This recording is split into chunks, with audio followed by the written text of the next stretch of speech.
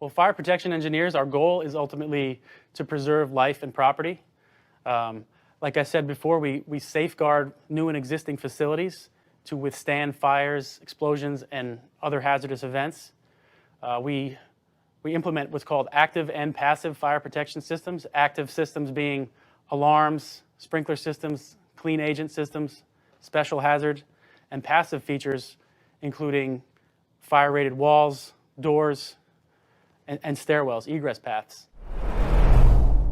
What really sparked my interest in World Trade Center 7 was the fact that the media reported its collapse 20 minutes prior to the actual collapse.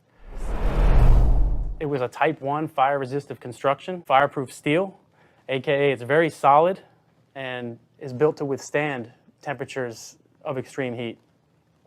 There have been numerous other high-rise steel frame structure fires in history that have suffered no collapse or no structural damage whatsoever. What comes to mind is First Interstate Bank, Los Angeles, One Meridian Plaza, Philadelphia.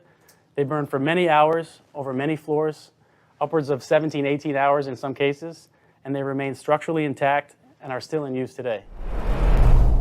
Spray-applied fireproofing is put onto steel columns during construction and can withstand heat or fires up to 2 and 3 hours in duration before penetrating and weakening that member.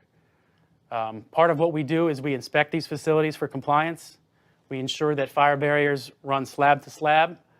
We ensure that egress paths are clear, fire doors are in good working order, and then we have the inspection, testing, and maintenance component as well, where we inspect, test, and maintain these systems at certain frequencies, whether it be weekly, monthly, annually, semi-annually.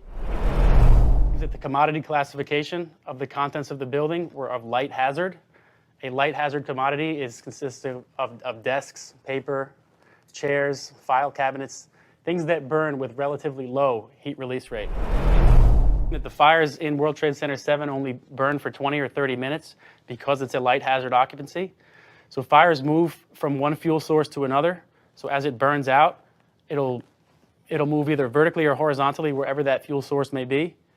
That's not long enough to penetrate the 2 to 3 hour fire resistive rating of a lot of these columns and concrete slabs. The fires reached 1400 degrees Fahrenheit, which is about half the temperature required to begin melting steel and about a third of what is required to evaporate steel.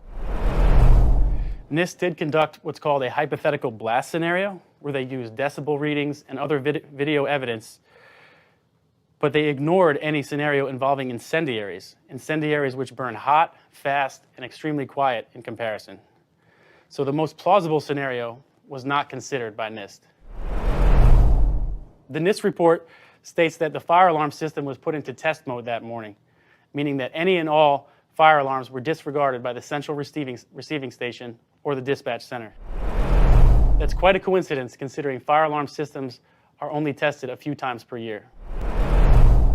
We want a new investigation using new modeling technology, years of additional evidence, and all scenarios considered. There are too many outstanding questions that remain to consider the NIST report valid at this time.